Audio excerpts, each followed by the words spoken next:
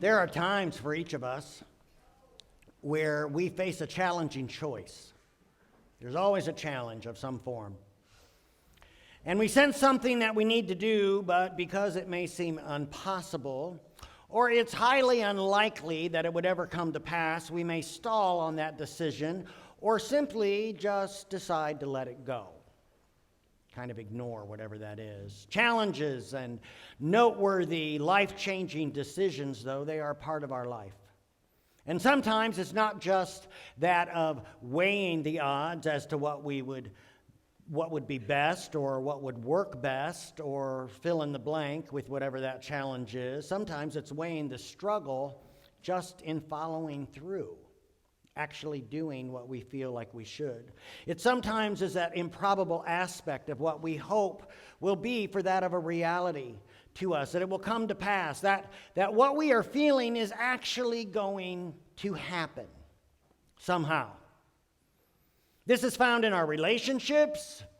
This is found in the work setting. This is found in our families. But most importantly, this is really actually found in our spiritual lives, where Jesus may be calling us into something different or something yet that we don't see how that is going to work out and how are those pieces going to come together. And many times such spiritual decisions come down to one thing. And that is, am I going to step out in faith and do what I sense that God is asking of me, even though I'm terrified at the moment of what that looks like, and I'm wondering what even some of the fallout or some of the dominoes that will fall because that I've taken such a stand. Will we go on the right track, or will we just simply allow that door to close? Well, we're never going to know unless we step out to wherever it is that Jesus is leading us. For 40 years, the Israelites had wandered in the desert, and those were 40 years due to their lack of obedience and belief that God would ever deliver them. Prior to this, he had provided miracle after miracle of showing his greatness to the people while they were in Egypt with the unbelievable plagues that came upon, and they were yet protected. The people of Israel were all protected through that. They had trekked then through the desert once Pharaoh had given permission for them to leave, only for him to renege on what he had said that they could do, and he began to chase them down to the Red Sea. And obviously, as we know, they came to the Red Sea and their back was against literally the wall. There was nowhere else to go. But what would take place was another miracle in the parting of the waters, as they would be able then to trek through the Red Sea on dry land. And then as the waves and all of the water came crashing down on the Egyptians who had chased the people through that water tunnel, their enemies were literally washed away, and they were on the other side of the sea. But it was then that the trouble started. Because the people, in time, it wasn't very long, they began complaining about everything. They weren't happy with what God provided, which was miraculous, as in the desert, as they traipsed through the sands with food to eat. They somehow, for all of these hundreds of thousands of Israelites, there was food to eat, there was water to drink, and their shoes never wore out. They had gotten close, so close to the promised land when Moses sent 12 spies in to scan it out and to scan the land and to see the people. And they were told to go in and they were to investigate the towns and the walls of the cities and the soil, and really everything that their eyes could see as battle plans would then be made as they came back for entry. And what would that look like? And so the people, they all waited as these men came back finally with a full report. And they entered the camp. They brought a single cluster of grapes that was so large that 2 men had to carry it on, be suspended on a pole between them, along with all kinds of ripe fruit. And the report began well. Well, we traveled into the land and we went everywhere we could and where you sent us, and it is true. It is true. This land is so rich with beauty and agriculture. And it is that land that is just producing that of like a milk and honey of just everything at the fingertips. Just look at the fruit that we brought. But, they continued, this land is overrun by powerful men. The descendants of Anak are there, and they're giants. And on top of this, the Nephilim are there, and we're like grasshoppers compared to the Nephilim. There's no way that we can take this land. Now, Caleb would speak up first and declare, we can do this. We can do it. Look back at how God has provided through all of our journey so far. Joshua, he chimed in stating that God would lead them if they just would move and go forward. But they were only 2 out of the 12 who believed that God was greater than their enemies. They were the only 2 who believed in God's strength based on how he had provided for them every step of the way through the journey so far. And as is often the case, when the voices of the negative are listened to, when we surround ourselves with people who find fault with everything, and there's a lack of faith on what God can do, people who never have any good to say about anything, like the glass is always half full or half empty, maybe is the better way to put it, hearts sink in the reality of the situation and the greatness of the challenge. It just proves to be too much for some.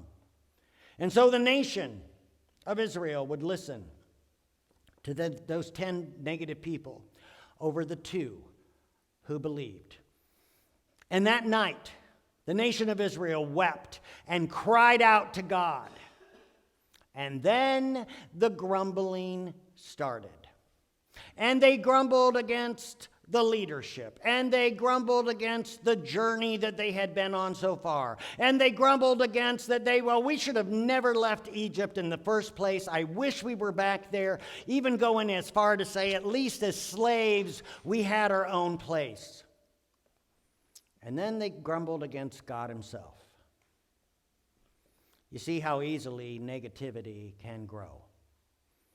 Moses and Aaron, they pleaded with God and pleaded with the people alongside Caleb and Joshua, begging them to believe that God had a plan and that he would deliver. But it didn't change anything. And so Numbers 14 says, the Lord said to Moses, how long will these people treat me with contempt? Will they never believe me even after all the miraculous signs I've done among them? I will disown them, and I will destroy them with a plague, and then I will make you into a nation greater and mightier than they are. Moses would intercede on behalf of the people and beg God for mercy to relent from this word. And God would, for it would say, then the Lord said, I will pardon them as you've requested.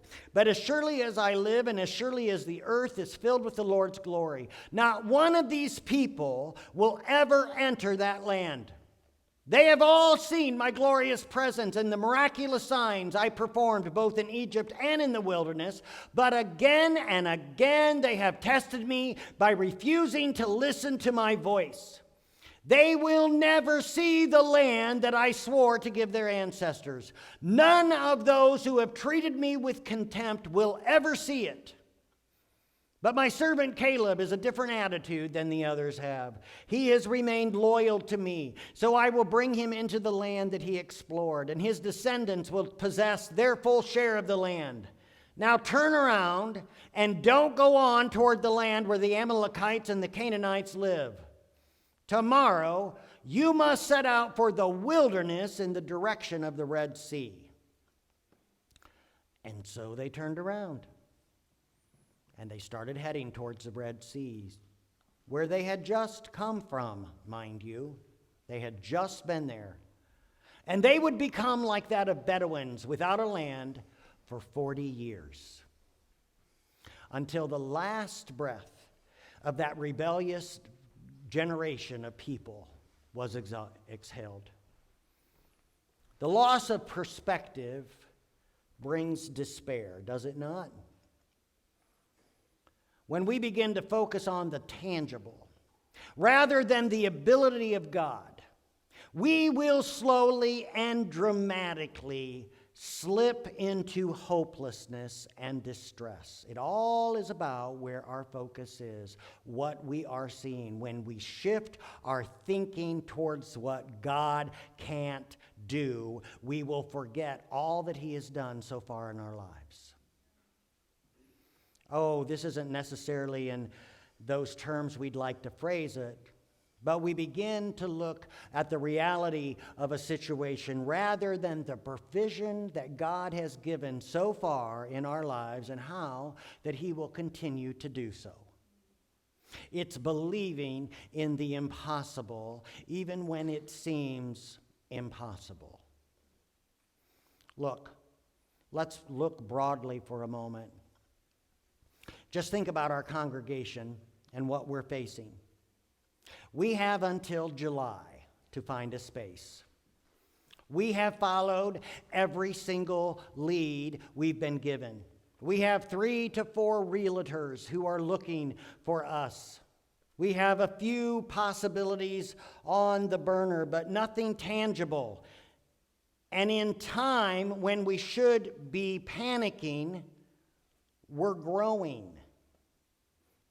The warehouse continues to grow in such a state of wonder. God's hand on this congregation. God has a plan for us, even though it seems like it's impossible when you look at the black and white. But He will provide.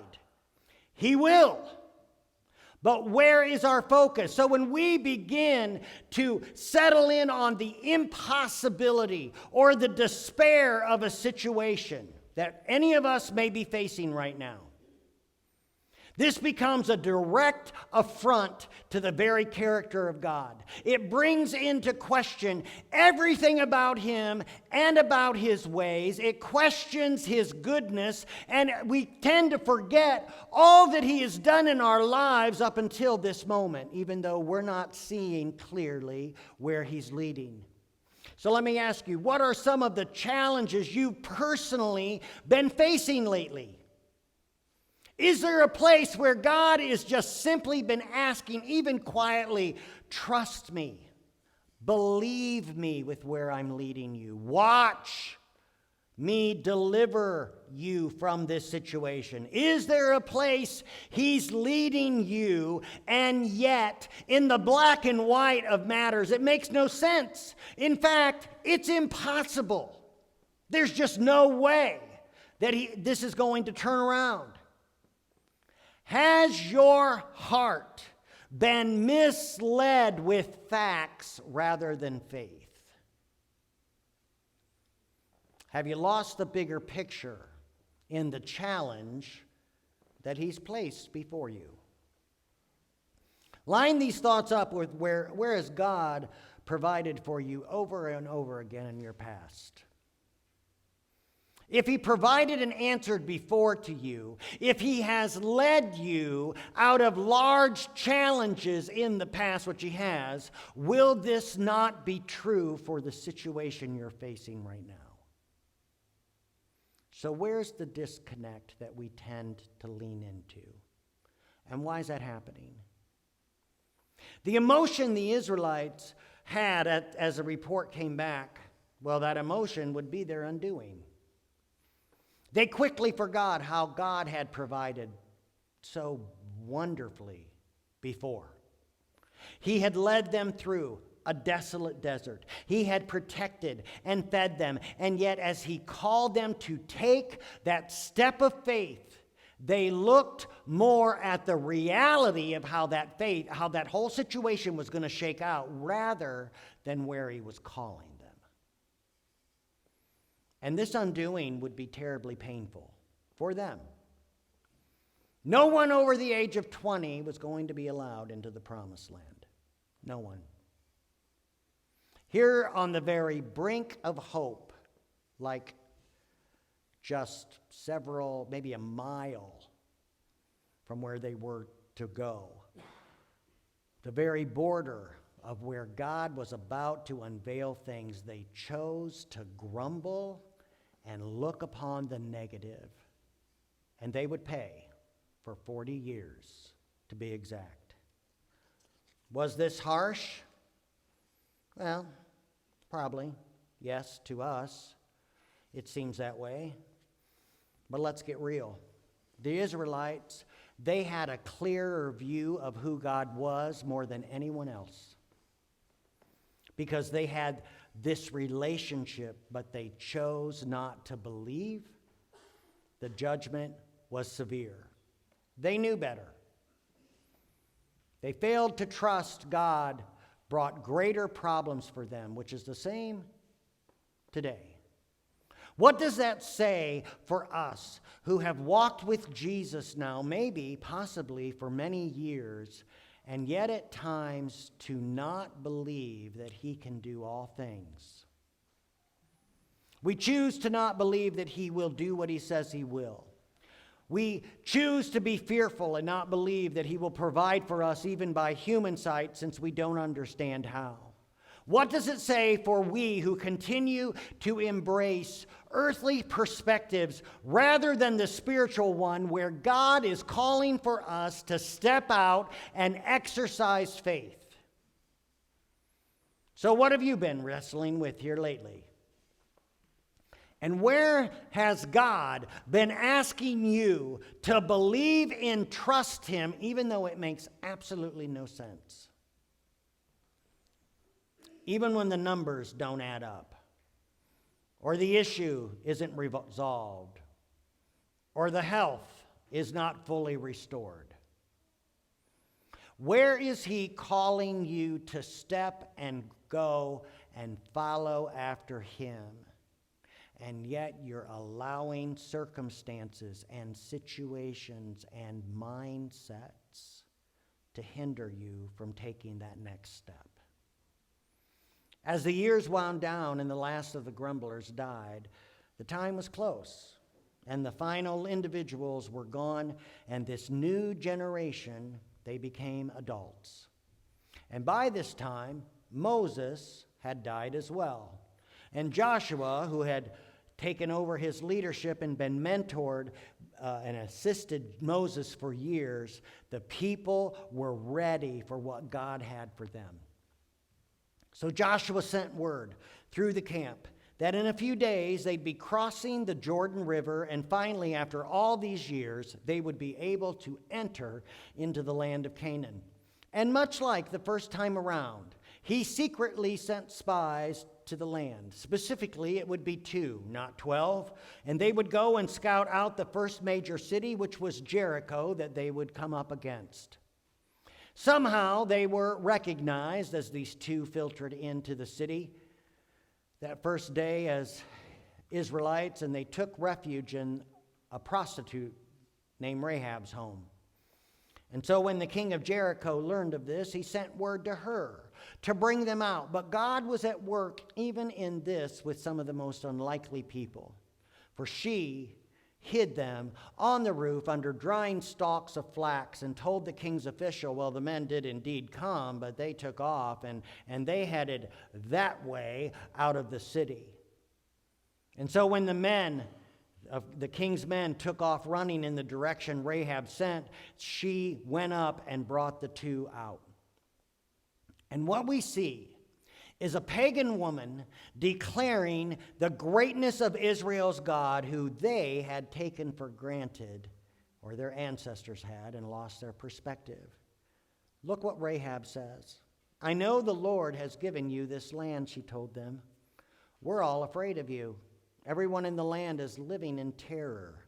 For we have heard how the Lord made a dry path for you through the Red Sea, and you left Egypt. And we know what you did to Sihon and Og, the 2 Amorite kings east of the Jordan River, whose people you completely destroyed. No wonder our hearts have melted in fear. No one has the courage to fight after hearing such things. For the Lord your God is the supreme God of the heavens above and the earth below. Here we have, in complete amazement, the sovereignty and the fame of God being better known by the enemies than what the people who had stubbornly wasted and wandered in the desert. What does that say even about our own proneness to wander from the truth of what we know to be absolute truth? The surrounding nations, they'd heard the stories. They'd known that the Israelites sought the one true God, the real God, and that if he was with them, they would lose. This is what they knew. So Rahab, she struck a deal with the men to keep her and her family safe when they would come back to destroy Jericho. It's like it's a given. We know you're coming this way. We know you're going to take over Jericho. So here, let's make a deal. If she did not tell anyone else in the city that they were about to move on the land, then when they came to Jericho, they were to spare her family, and she would come along with them. She would be brought along with the Israelites for safety. A scarlet cord would be hanging from her window, which would be a mark of her home, and that home was not to be touched. And so the men departed, and they returned to camp, where they told Joshua everything that had happened and what they discovered. And so early the next morning, Joshua and all the Israelites left Acacia Grove and arrived at the banks of the Jordan River, where they camped before crossing. And 3 days later, the Israelite officers went through the camp, giving these instructions to the people. When you see the Levitical priests carrying the Ark of the Covenant of the Lord your God, move out from your positions and follow them. Since you've never traveled this way before, they will guide you. Stay about a half mile behind them, keeping a clear distance between you and the ark, and make sure you don't come any closer. So God told Israel that they needed to wait 3 days on the shore of the Jordan, where they would be witness to the spring rains and what they had done, raising the water levels incredibly high of the Jordan River, at the very river they were supposed to cross as a nation. Much like the same issue the people had faced decades before, standing before the Red Sea. It was an impossible route. Impossible. You know, it's one thing for a couple of men to cross high rivers, but for an entire nation with all their possessions to be able to cross? At a moment like this, all the wonderful talk about the promised land and what the report was, it seemed pretty hollow. This seemingly impossible obstacle blocked the way, brought many more questions as to how God could do this one. How could he do this? How could we cross? The interesting thing was that the Ark of the Covenant, though, was to be front and center. The Ark of the Covenant, which represented the very presence of God to the people, would be leading the way. Joshua didn't send some guys trying to figure out how to calculate that they were to cross the river. He sent the priests carrying the ark, which was a visible representation of God's presence in their leading. You see, this would be ultimately a spiritual challenge, a spiritual problem, not some feat of human engineering. They had to believe that God would provide an answer and provide a way. And so the Ark of the Covenant would lead, and Israel would accomplish this impassable task as they set their eyes on God's presence and only after his presence. Joshua was calling the people in very essence to prepare for a spiritual battle, setting aside the common things to focus on God and his might and the way that he would provide. And so Joshua said to people, "Purify yourselves, for tomorrow the Lord will do great wonders among you." I love that statement. The Lord will do great wonders among you. On the very eve of their going into Canaan, a holy expectation of things and the greatness of God moving and working among them was to be anticipated. He would act. The Lord will do great things among you. Pause and consider. Of the many things in our own lives that often seem too big or too far-reaching for us, there seems to be those moments where we doubt in our faith and we question as to how are things going to turn out, or how are they even ever going to change. We may say those things. God was orchestrating here in a powerful way the very impossible made possible through him. However, the people had to consecrate themselves before him.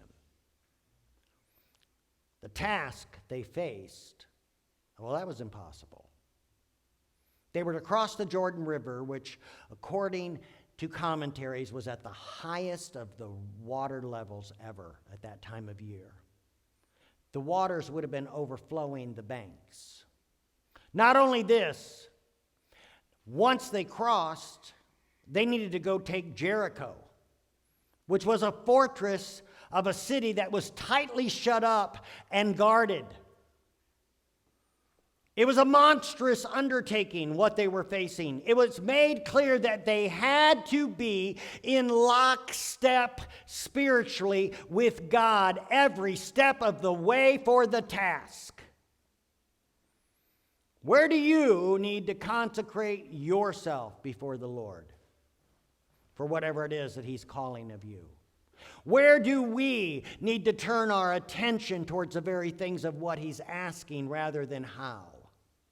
Where do we need to believe with faith of eyes wide open that the Lord will do great wonders in our situation? Where is the need for us to be in lockstep spiritually with the Spirit of God in our lives? Each day, we need to be ready for the mission that lies ahead every day.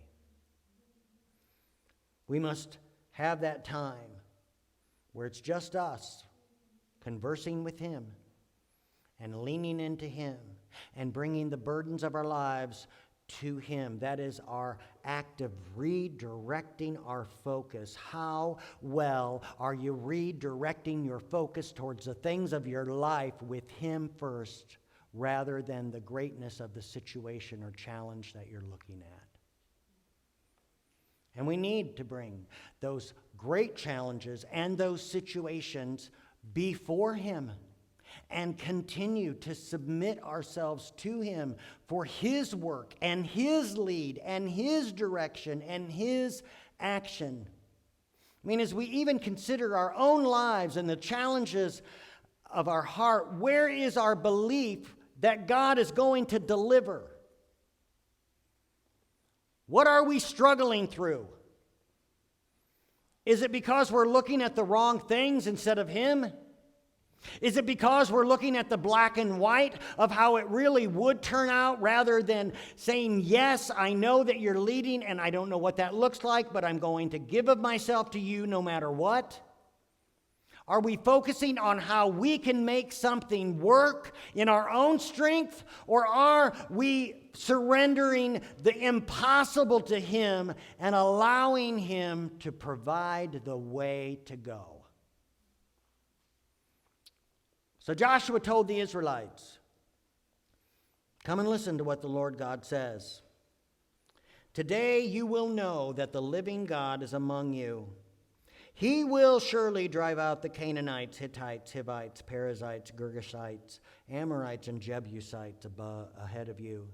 Look, the ark of the covenant, which belongs to the Lord of the whole earth, will lead you across the Jordan River.